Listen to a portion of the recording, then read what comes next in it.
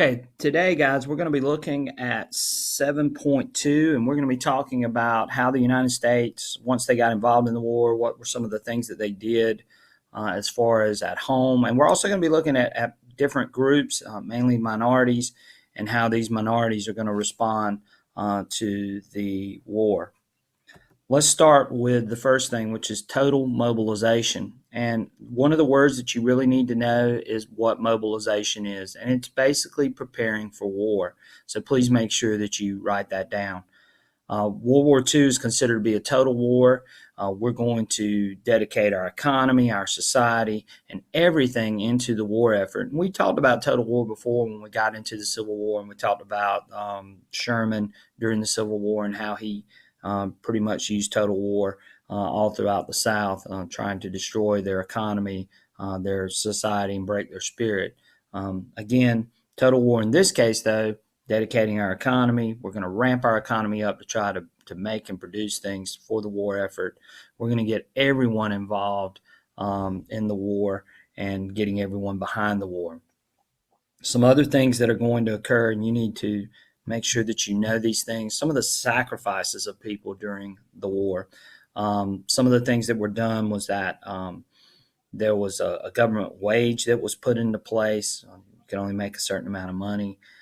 Price controls on certain products were put into place to try to conserve, and then of course ration books, which also again conservation of goods, mainly things like gasoline and oil, which of course was needed by the soldiers and to help out with the war in the military. Flour was another thing that was often used, and so if you had a ration book, you would go to the store and you would get a stamp, and it would show that you got your allotment of flour or of gas or of rubber or whatever it may be. So these ration books were put into place during this period too. Contributions by people included things like buying war bonds. And war bonds, you would buy a $25 war bond, and then at the end of the war, you would get that money back plus a little bit of interest because you bought a war bond. Women and minorities are going to step up because a lot of the men are going to leave and go to fight in this war. So it's going to be up to these women and the minority groups to replace these men and do their jobs while they're off fighting in the war. Advertising was another big thing that went on during the war on the home front for America. Um, a lot of this advertising centered on a bunch of different things, mainly buying war bonds, again, which we just talked about. If you don't know what a war bond is, you might want to write that down too. A war bond is where you actually buy a bond, which is just a piece of paper for an amount, and you get that money back at the end of the war with interest from the federal government. They planted victory gardens, which is very similar to what we talked about in World War One. Grow your own food, conserve food for the soldiers, and then of course conserving resources like gasoline, water, all sorts of things. And you can see some of these things pictured on this slide if you look at it, as showing the conservation that was going on by the American public during World War II. After the United States enters the war, FDR is going to urge industries to convert to war production mode. So you had companies such as Singer, who used to make sewing machines, who are now producing Jeeps and all sorts of military products. So all these companies are going to switch over into producing things for the war effort. The national government's going to manage the economy. Again, we said this just a few minutes ago. They're going to control wages, how much people get paid. They're going to control the prices of things. And then, of course, issuing the ration coupon books, which are allocated for scarce resources and resources that were needed for the war effort. And here's a picture of a war ration book. And, of course, you can see all these other pictures here showing you some of the things that they were trying to conserve on. Again, more pictures. This is the actual stamps. If you're up there in the upper left-hand corner, showing you the stamps that they actually put in the war ration books. There's a war ration book down below. There's a gas ration book. again, gas needed to be conserved. And then the bottom right-hand corner is a actual bond of $200. And again, these bonds could be turned in after the war was over with. More posters and advertising during this period to try to get people on board. Don't waste your food. Food is a weapon. They needed the food for the war effort. They encouraged carpooling for people not to ride by themselves. Conserve gasoline. If that's one less car that's not using gas if you're conserving or riding with someone else.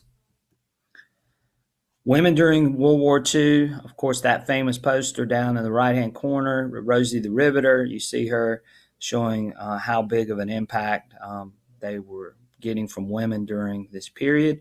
Women would take some of those jobs over after the men left to go and fight the war. And of course, you can even see they even had the Women's Army Corps there. They took on traditional male jobs.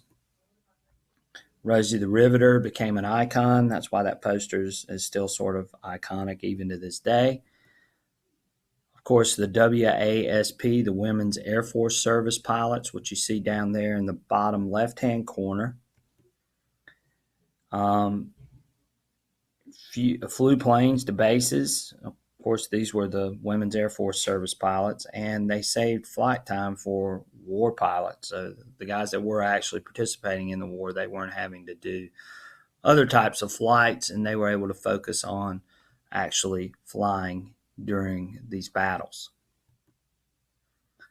Again, the Women's Army Corps, which there's a poster down there on the bottom, which you see there too. So women did take up roles during World War II, and these women heavily contributed to the war effort during this period.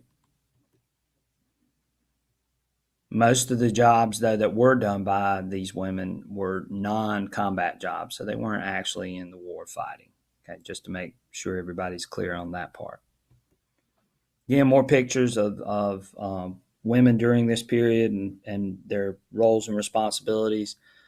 You can look at these real quick and sort of get an idea how advertising and posters played a big role during the war.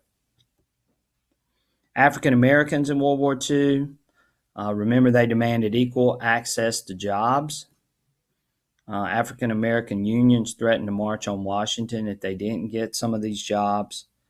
FDR is going to respond by issuing an executive order, which we've heard that before. An executive order is something that the president issues saying, hey, we've got to do this. FDR is going to say that African Americans should have the availability to participate in war jobs. In the war, African Americans served in segregated units. One of the ones that's probably the most famous is the Tuskegee Airmen, who actually flew on bomber raids into Germany and protected those bombers when they went to bomb cities within Germany. And those African American pilots flew during that period. But the Tuskegee Airmen are probably the ones that are the most well known of all the African American soldiers during World War II. There was still discrimination, especially on bases that were in the South. Some Northerners, it was the first time they'd ever experienced the Jim Crow laws, which we've talked about for the first time. Japanese Americans in World War II, again, not treated so well. Pearl Harbor had led to a fear of the Japanese. In February of 1942, FDR is going to issue another executive order. It's Executive Order 9066. Please make sure you know it. Some of the Japanese Americans living in the United States had to report to camps in the deserts. Usually these were in Nevada and California, New Mexico, and so on. 110,000 were relocated in 2.5 years. They were moved to these internment camps, is what these camps were called. So not a good scene for the United States during that period. The last thing on here is a court case, which was Korematsu versus the United States. The Supreme Court is going to uphold the internment camps that these Japanese Americans were being put into, as being constitutional. And again, the reason why they more than likely did this was really because of the war and the president's right to protect and defend the United States. And the Japanese, of course, were a enemy of ours during this period. So again, know that case.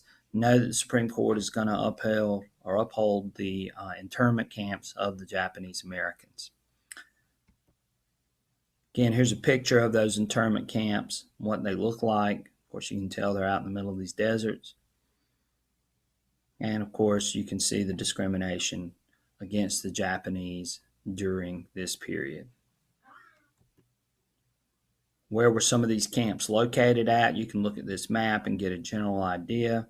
Of course, you see them in New Mexico, Arizona, Colorado, Idaho, California, and other places. That's it. We'll pick up with 7.3 in the next couple of days. Make sure that you have written down all of the notes, not just the stuff that's on the slides, but also some of the things that I've told you as well. And be prepared for when we have our next quiz or test. Okay, catch you guys later.